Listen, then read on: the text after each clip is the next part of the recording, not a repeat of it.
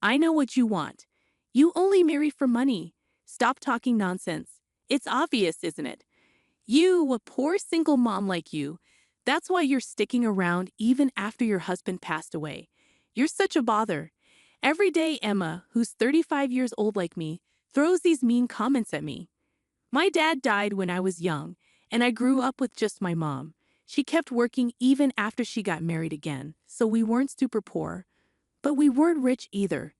But my mom was always happy, and she worked hard for me, so I never really felt alone. I planned to work after high school, but my mom had been saving up for my college. I really wanted to go to college, but I didn't want to burden my mom who had worked so hard for me, so I gave up on the idea. When my mom suggested I go to college, I was thrilled. My mom got married at 23 and had me at 25. When I was in high school, my 43-year-old mom, who was still energetic, said, "I'm still young and healthy, Mia. Follow your dreams. It would hurt me more if you gave up because of money."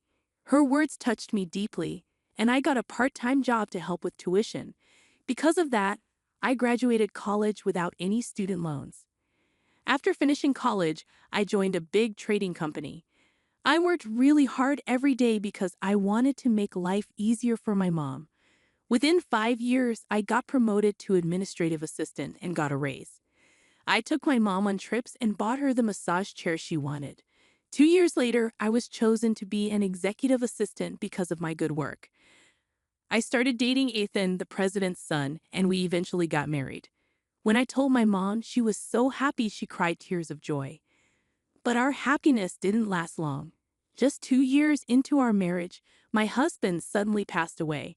He collapsed at work, clutching his chest, and despite rushing him to the hospital, he couldn't be saved.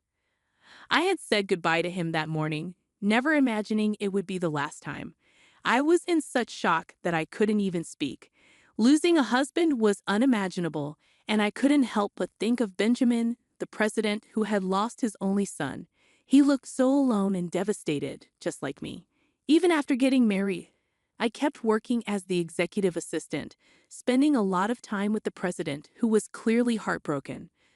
But amidst the grief, one person didn't seem affected at all: Emma. Living together after my marriage, I quickly noticed her indifferent attitude. Emma wasn't actually related to my husband by blood. His real mom passed away when he was young, and his dad remarried when he started school. One day, Emma made a tasteless joke about inheriting everything if something happened to my husband. I was taken aback and reminded her of the inappropriate timing. Emma denied any ulterior motives, but her words left a bitter taste. It was evident she had her eyes on my husband's wealth, despite her protestations of love and loss. Emma seemed to believe I'd leave immediately after my husband's passing, but I stayed. Benjamin appeared strong at work, but I could see he was overexerting himself. I couldn't fathom handing over our home to someone like Emma. Plus, even though it had only been 2 years, our house held cherished memories of my husband. I wanted to linger in those memories for a while longer. Emotions aren't easily let go. The time I spent with him was precious. He once mentioned that Emma felt more like a roommate than a mother to him. She was frequently out, sometimes not returning until late when Benjamin was away on business. But my husband didn't want to burden Benjamin, who was already busy with work, so he kept his concerns to himself. Surprisingly, Emma acted very differently when Benjamin was around. It was like there were two sides to her personality. When Benjamin left for work, Emma would bid him farewell with a smile. "Take care of Ethan for me," Benjamin would say. Emma would respond warmly, assuring him that Ethan was precious to her too, and that she trusted Benjamin to take care of him. Once Benjamin was gone, Emma's demeanor changed. Her smile faded, and she would make plans to go out with friends or to the movies. When I questioned her plans, she would brush it off, reminding me not to trouble Benjamin unnecessarily, as he was working hard for us. "If you say anything, he'll worry and won't be able to focus on work. Just study quietly at home every day, all right?" Got it. That became our routine, but Benjamin didn't seem too bothered once he got used to it.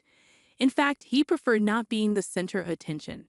As a child, he saw Emma as more of his dad's wife than his own mother. Benjamin always appreciated Emma's presence when he was young, allowing his dad to focus on work. The company Benjamin now managed was a legacy from his step-grandfather, and he showed a natural talent for running it. Under his leadership, the company flourished, managing 5 businesses with annual revenues in the hundreds of millions. With such responsibilities, Benjamin was always incredibly busy. My husband used to tell me that Benjamin hardly had time to relax at home as a child. Seeing him exhausted from work every day, my husband didn't want to add unnecessary stress. He never mentioned Emma because he felt content and didn't want to bother Benjamin. He was always so relaxed about things. He never seemed like the typical heir to a big company. Did that ever bother you? Nah, not really. As long as she was home, I was fine. It gave Dad peace of mind knowing she was there so he could focus on work. And we never went hungry. There were always snacks. I see. My husband shrugged it off with a laugh, never making a big deal out of it. I admired that about him. They weren't mean to me. They just didn't dote on me. Sure, Emma would throw some snide comments my way from time to time, but I brushed it off as typical mother-in-law banter. She was often out, attending events or hanging out with friends, so we didn't interact much. I wasn't bothered by her sarcasm. If my husband didn't mind, why should I? However, Emma's extravagant spending did bother me a bit given my thrifty nature. But since neither Benjamin nor my husband raised any concerns, I kept my thoughts to myself. After my husband passed away, seeing Emma enjoying shopping and luxury with a carefree attitude made me uneasy. Emma, please try to support Benjamin. Even though he acts fine, he's really lonely. I pleaded. Why should I listen to you? What's your motive? Are you trying to get into our family for inheritance?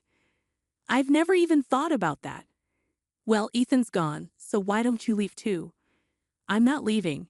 Benjamin said I can stay as long as I need to. Emma gave me an irritated look but didn't say more. She probably felt relieved that she wouldn't have to worry about me inheriting Benjamin's wealth. 3 years after my husband's passing, Emma's irritation towards me grew. Her sarcastic remarks became more frequent and cutting. Whether at home or in the office, I was always by Benjamin's side.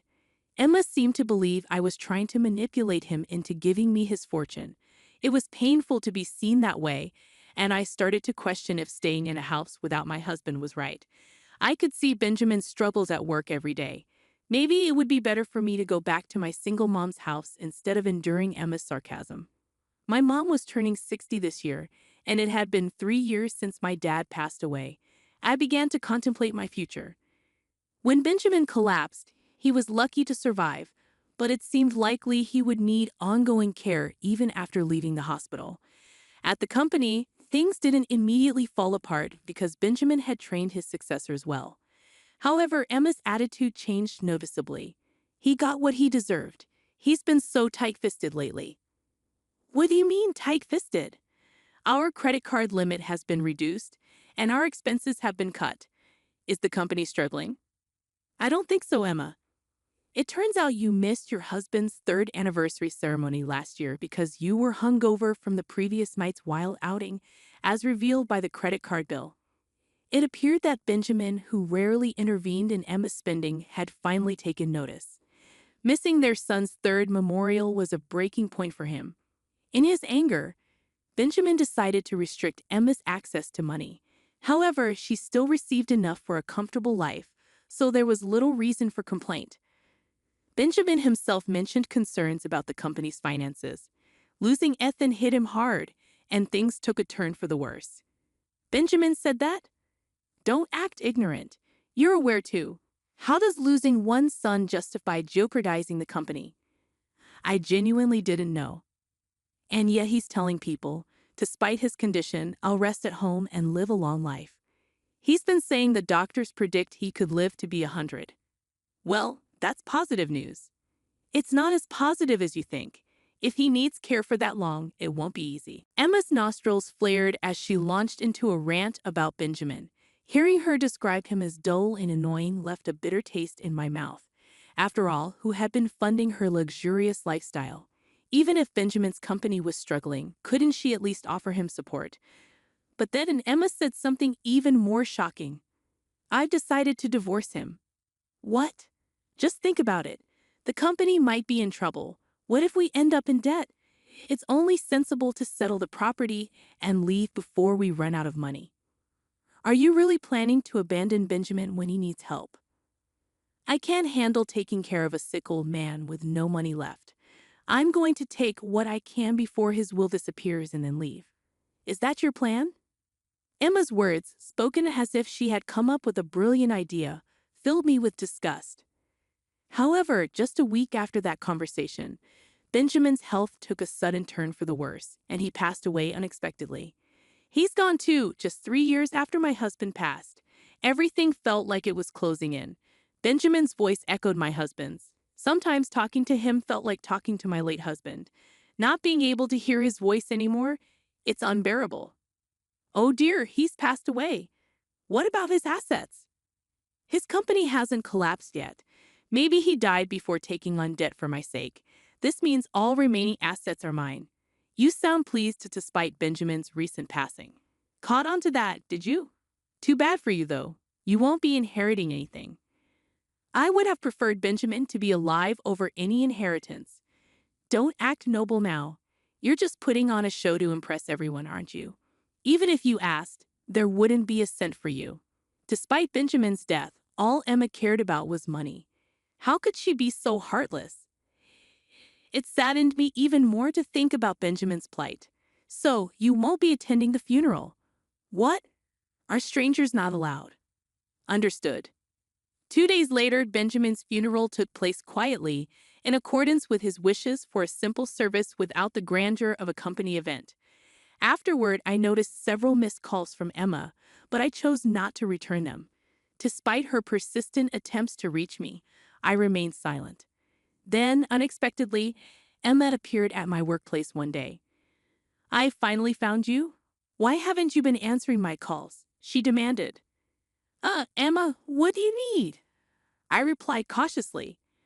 Why are you avoiding me? I was told to leave the funeral home. You should have been the one excluded. I called you numerous times that day. What's going on? She pressed. Well, you're no longer considered part of my family, I explained. What? Emma exclaimed. You mentioned that strangers weren't allowed at the funeral, so we decided to have a family-only service, and since you're now a stranger to us, I politely requested that you not attend. You're the one who's the stranger here, Emma retorted.